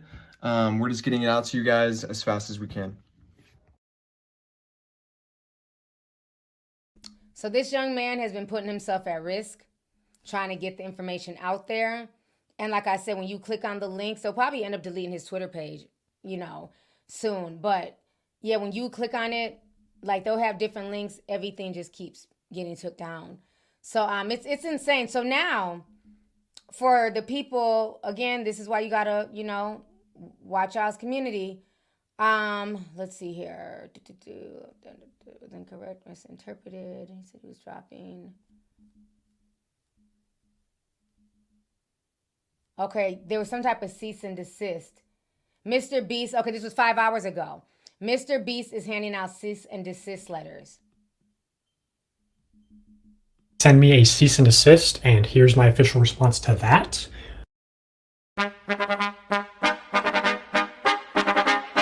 check it to check. Baby bet, ayy, couple racks, ayy, couple Grammys on him, couple plaques, ayy. Damn, he's playing music. Let me see. Let me try and mute it. He's playing music. See if he says anything else. Okay. So he's been blasting MrBeast about like the shows, like the game shows that he puts on being fraudulent. So it's a lot going on. So now, for y'all claiming this is your fellow trans sister, let's see what his biological sister has to say about him. Because his sister, Kris Tyson's sister, has come out. And she's blasting him. So she's saying this. I'm his sibling. He, and yes, I use the correct pronouns, told me that he got fully aroused when he secretly stole my female clothes and put them on. He is deluded and disturbed and is 100% a fetish. He's a narcissist, and professionals have told him he needs a full psych eval. That is coming from his blood sister. But y'all want to claim everybody and put them under the rainbow. And y'all got to vet some of these people. And there's a group called Gays Against Grooming. They have been calling out Kris for years and saying that he's trying to use the trans community for his fetish, that he's not really trans. He just likes to play dress up. He was wearing his sister's clothing, sniffing her panties or some shit and getting aroused. That is his own sister blasting him. Even his own sister calls him a he. And then, in typical fashion, he also seems to have an issue with women. So back when he was Kris in 2017, he said this is bullshit. I grew up working in the fields at 12 when my sisters got to sit in the AC all day. Fuck these privileged feminists. So again, you see that women hating energy, but yet he wants to wear dresses like a woman, but he hates women. Feminists are rethinking their whole equity thing. These fucking entitled feminist shits are getting on my nerves. Seriously, just stop being cunts. It's not that hard. Somebody else wrote, fuck feminist. So, but now he wants to be a woman. Interesting. And there's a whole thread here where they're this is when he was with his wife and the baby. And so now, with all of this going on, I've been kind of concerned, like, where is the wife and baby in all this? Because if he's doing all this to other people's children, I hope his own child is okay. Well, now people are posting videos of TikTok saying that this is what he's doing to his baby. This is insane. Because there's pictures like this that have surfaced online. Kris Tyson is literally putting fitting high heels on his son, saying, oh yeah, Tucker chose these shoes. We all know the real story. He chose them for him. It's pretty obvious. Just imagine when he grows up and he realizes his dad, who is masculine, millions of dollars, was famous worldwide, wanted to transition into his mother. Everybody makes different paths in life, you know. I just feel like he might have a hard future, which it's only if people, you know, give that to him. Of course, he can overcome this. What do y'all think about this in the comments? Let me know. I wouldn't put high heels on a girl that age. I wouldn't put high heels on a 2-year-old girl that age. Why would you put it on a boy? No boy is going to choose those shoes. Little girls probably wouldn't even choose those shoes unless you make them an option. Something is going on. Something is not cleaning the buttermilk. So again, this is not me being transphobic.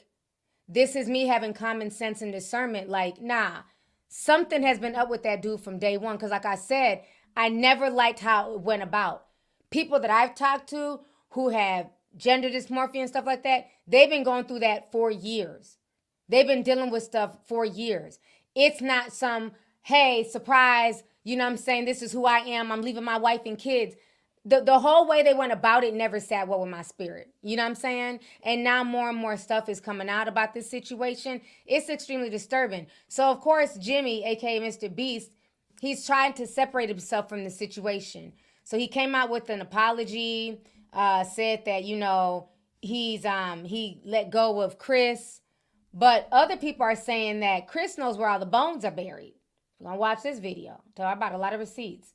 So an ex-employee of MrBeast, he was fired a few months ago, but other ex-employees, they've been coming out saying stuff too. And they're saying that MrBeast did not want to fire Kris because Kris has been problematic, and Kris has threatened that if y'all get rid of me, I'm putting all y'all out there. So we're going to watch this real quick.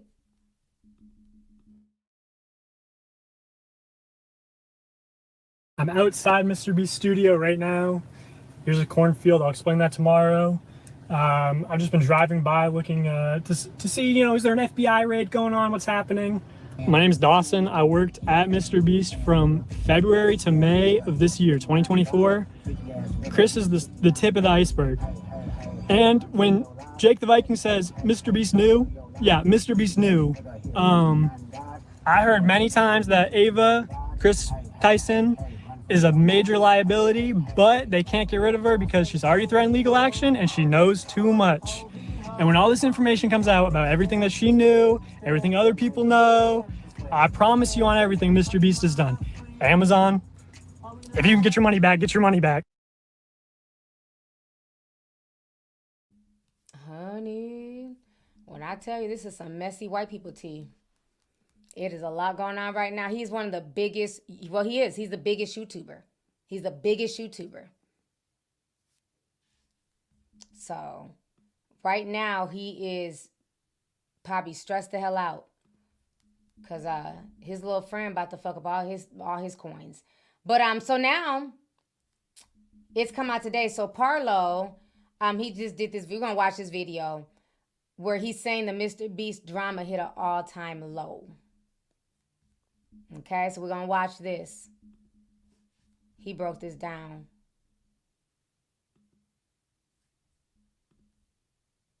Beast actively lied to millions of people in regards to his response to the damning allegations involving Ava Kris Tyson's consumption of lewd content and inappropriate content around minors.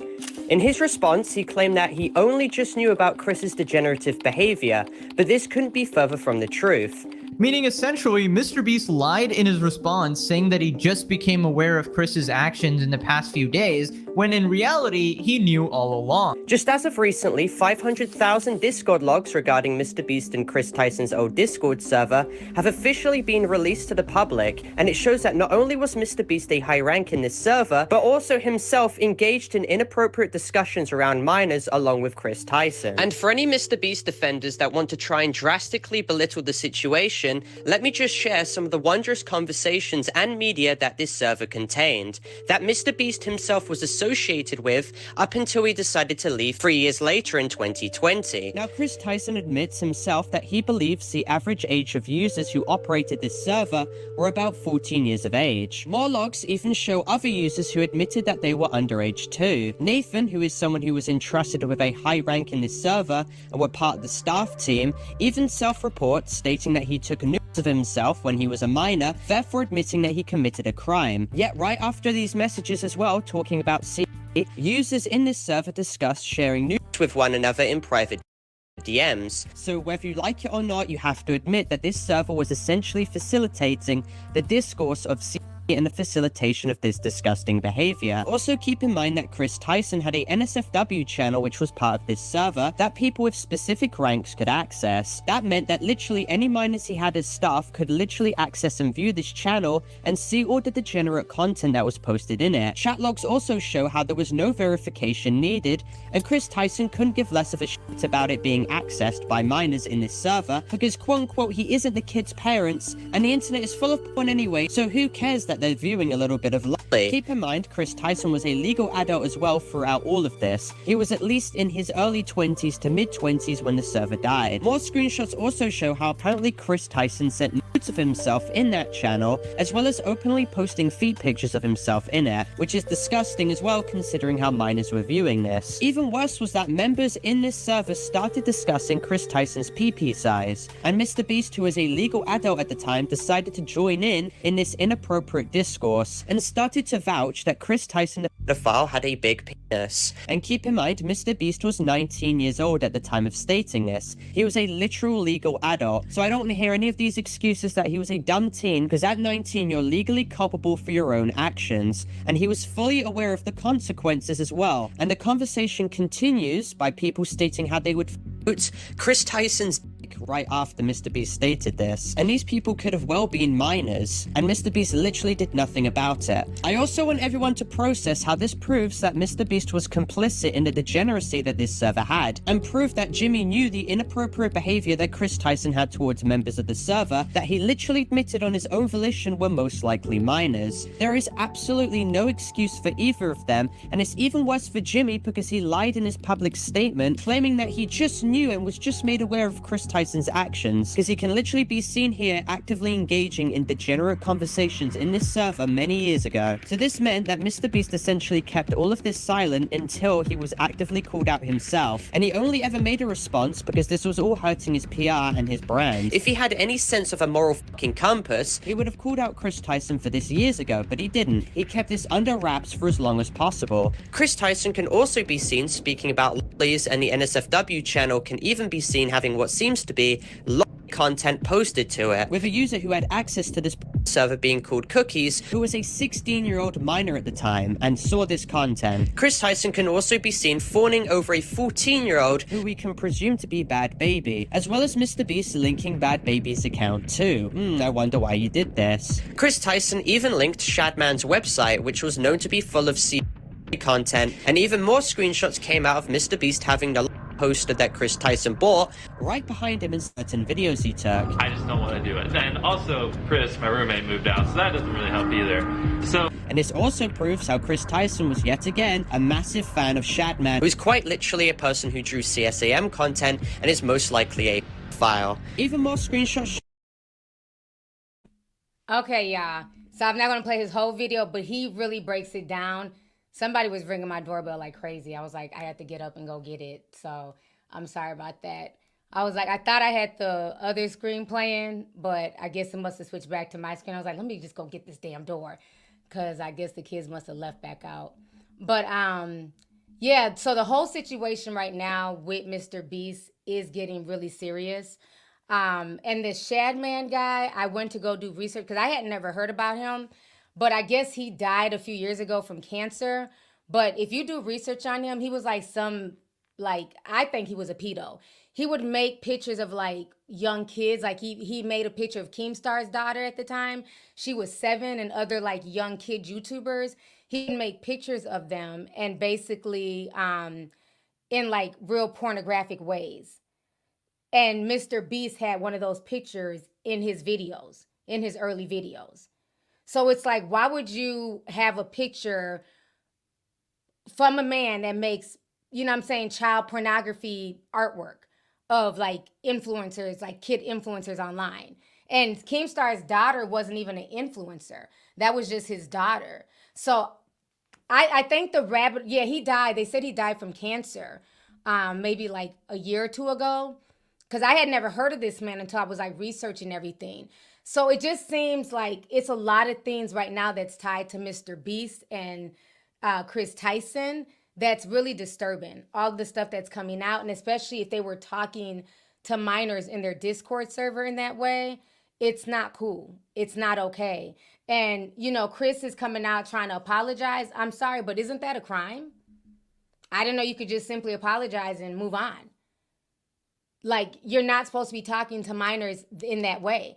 And I feel like if he could talk to them in that way, and, you know, there was even a conversation, you guys can, there's all types of videos breaking stuff down, where MrBeast is on there confirming that Kris has a big peen. Why are you confirming that to children? So at this point, I think they were all in some type of sexual relationship. I think MrBeast, Kris, they probably had messed around before. They're clearly bi at the very least. You know what I'm saying? At the very least. Because I don't even understand, like, why is this type of conversation going on with, it's one thing for them to be talking like that to each other, but y'all don't even know these kids. You don't know if these kids are screen recording you. You don't know them. But that's the problem, is that a lot of times influencers get all of this power and influence and everything else, and then they just be on some other shit. So you got to be really careful with who your kids are watching, and just be like very, very mindful and talk to them, because something with this whole situation is really disturbing. Not only with his name being called, Mr. Beast, but that, his best friend so-called transitioned, and then now it's coming out that, oh, he was really, like his sister said, he's just a narcissist, basically playing dress up, and he's using this almost to like lure kids in, like to get them comfortable. Like, I'm just, I'm just a friend, and we're just making these really cool videos for kids. And so it's a lot of stuff coming out. So I would suggest, if you have kids or nieces and nephews that follow Mr. Beast and that whole channel, that y'all should really do your research into it, because the stuff that's coming out is extremely disturbing. Yeah. Somebody called him bisexual beast. Yeah, something is going on, especially with a lot of these like big mega influencers. Because what was it, like a year or two ago, it was James Charles and all his scandals, him going into like people who are minors, sliding into their DMs and everything. And now we have all this going on with Mr. Beast's friend, Ava Kris. So the whole thing is extremely, extremely disturbing. So let me go ahead and finish reading a few of these super chats. I'm going to go ahead and log up off of here because my voice is officially gone. Let's see here. La says, happy birthday. I didn't catch any lives on time, but I'm here today. You look amazing. You look amazing. I hope to meet you one day. I'll be looking for the 1 milli party. I think I read that earlier. Thank you.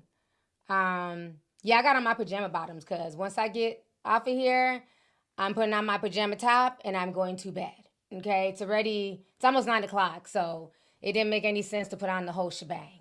All y'all need to see is me from the top up. Party up top, sleepy at the bottom, okay?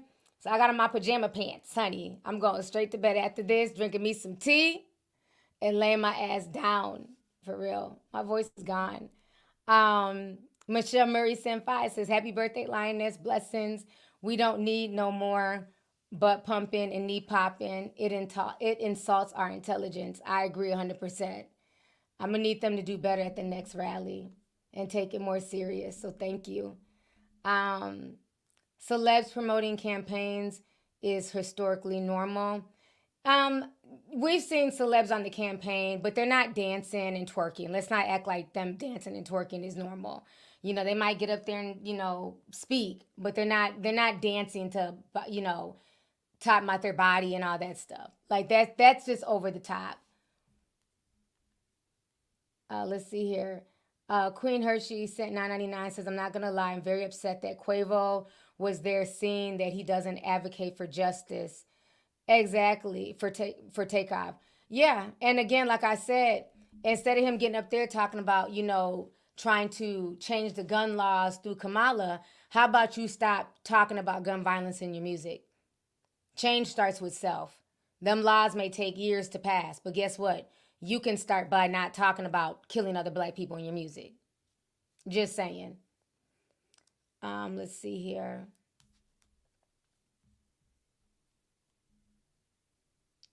B. Hillette says the election was like P Valley when the Pastor Woodbine won the elections after the hoes facts made news. She slid down the pole and won the election as mayor. I have not watched P Valley in a while. I got to catch up. Let's see here. Novalee Sweet 75 says, happy birthday by the grace and mercy of God. May he add more to your life. We need more voting options. I'm sick of choosing between two parties. I definitely agree. I wish like the independent people got the same level of push as the Democrat and the Republican, but we know that's never going to happen, unfortunately. Quay says, happy birthday, Miss Beautiful Leo gang. My birthday is tomorrow. I'm sending you and all my T-Sippers love and protection and blessings. Happy early birthday to you, and thank you for checking in. Leo season in effect. All my Leos are in the house. Beast Lee sent $2, says, happy birthday, little sis. Hey, Beast, thank you for coming through. Appreciate you. Now, that's not the Beast that we're talking about. This is Beast Lee. He's been on this channel for years. He's an OG T-Sipper, so Always good to see my OGs pop in. Forever Your Leo sent $4.99, says happy birthday. T, I'm late. Just wanted to wish you a happy birthday. My birthday is tomorrow. Leo season, gang, gang. Happy early birthday to you as well, sis. Thank you for checking in. Oh, I don't know how to pronounce this. I'm going to just say Trish. Trish sent 20, says, I've been watching since day one. My favorite podcast by far. Love you, T. My birthday is August 2nd. Leo, baby, 8282. Happy early birthday to you as well. Thank you so much for checking in, sis. Regina Sanders sent a $10 sticker. Thank you so much, Regina. Let's see here. Joy of Jesse says, happy birthday, T. My first super chat in history of YouTube. Hope you're enjoying every moment. You deserve it. Thank you so much. I appreciate you. Let's see here. Honeymoon sent $9.99, says, these days are getting darker and shorter. It's truly scary. Mr. Beast is truly spiritual because kids are innocent and vulnerable. Easy to prey on. Happy birthday, T. Leo season from a Pisces. Thank you so much, sis. I appreciate you. And I agree. Like I said, the name was always strange to me, being that he's the biggest person literally on social media. I mean, they have a whole channel of him that is in Spanish, like in several different languages. Like they promote him everywhere you go. So it's crazy. And then another thing that bothers me is that what I'm seeing, this man is making money hand over fist. And people are now coming out and saying that not only are the games rigged, where he's picking his own friends and people that he knows to win prizes, but that some of the strangers that have been picked to win prizes, they haven't gotten their money. They didn't win their prizes. They're saying that the show that he put on Amazon is really bad. A lot of people suffered injuries. He wasn't trying to pay people. He only wants non-union workers on his shows. Like when they do the recording, he doesn't want union people because he doesn't want to pay more money. And it's like, bro, you're worth millions of dollars. He literally makes $1 million every video that he releases. So it just shows you like the greed. They said they weren't feeding people on set. They'd be going hours without food. It's like, it's crazy. I make sure when I do my events, people are fed, people are safe, and I don't have nowhere the money that MrBeast has. It's called saving up and stacking. So how are you having people do all this and you're not, just like those kids. They had those kids working on that Discord server for months and did not pay them kids anything. That's insane. Like, why are you not paying people? And yeah, he's like a billionaire. It's crazy to me that the people who have the most are like the stingiest. Like, why are you not paying people who are helping you? Why are you not paying these contestants on these shows? So it's a lot coming out about him. You know, on top of the pedo allegations, the pay issues, people getting hurt on his game shows being staged. Who's the guy that came out with the expose on MrBeast? He did like an hour-long expose. Let me see if I can find it. So y'all, he got like 1 million views. If y'all know who, y'all can write it in the chat. That's the one that MrBeast is trying to send a cease and desist to.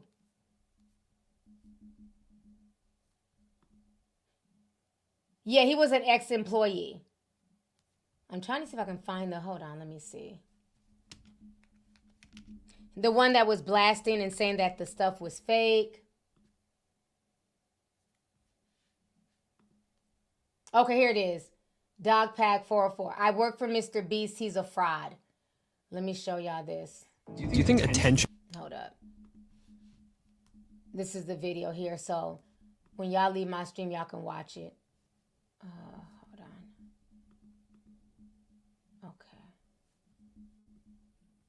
Okay. Is the most valuable currency in the world. Well, of course. If you could post something and everyone in the world would watch it, you'd be the most powerful man on earth.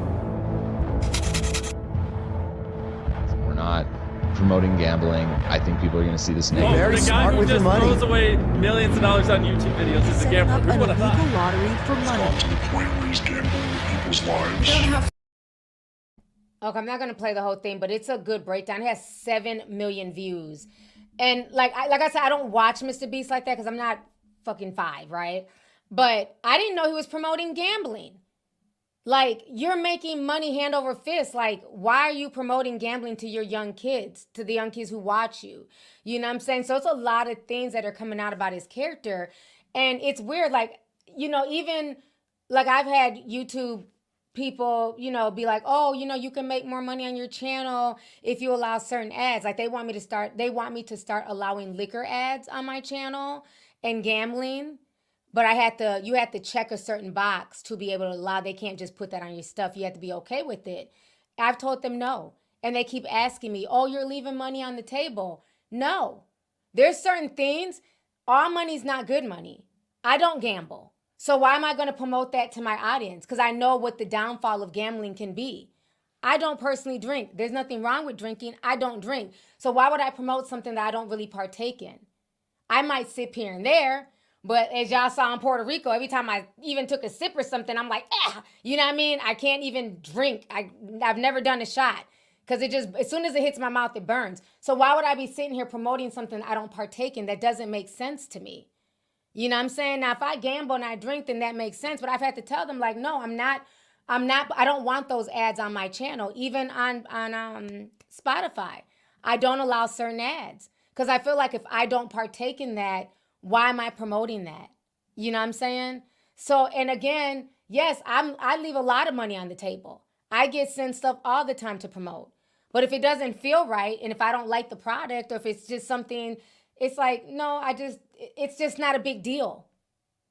God is going to provide for me at the end of the day, irregardless. You know what I'm saying? If this ends tomorrow, back to IT it is. You know what I mean?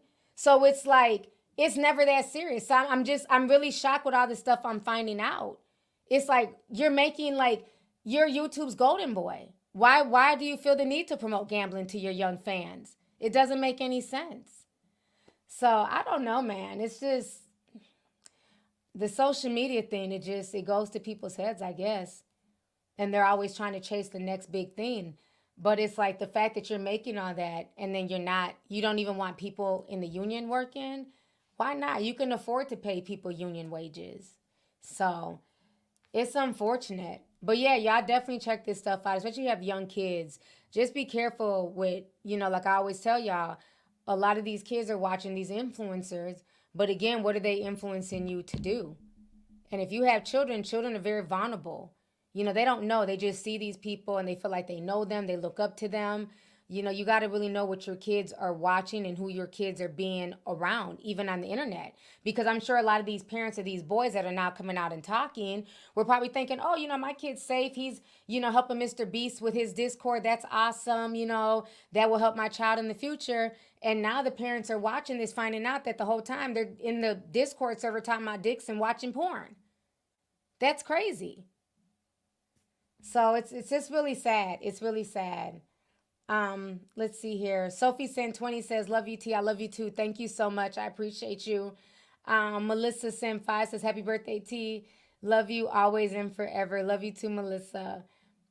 Let's see here. Quiet Naya sent $4.99 says, first super chat after work. I will catch the playback later. Happy birthday. I love your channel. Thank you so much, sis. Jasmine Ware says, I'm at the beginning of the stream, playback, but I feel the same way when I visited Panama. They look just like us. That's awesome. All right, you guys, I've been on here for almost 2 hours. I'm going to go ahead and get ready to log off and go lay down, rest my voice, child. But thank you guys so much for tuning in. I appreciate you. Thank you all for the birthday super chats. I'm sorry if I missed anybody's chat. I will go back and read it. Thank you guys for the birthday messages and just all the love that you guys have shown me over the year. I'm truly blessed to be here to see another year. Like, for real, like, God is good. And thank you all. And thank you, ladies, who came with me to Puerto Rico. I appreciate you guys. Everybody have a good evening. I will talk to y'all later. Bye.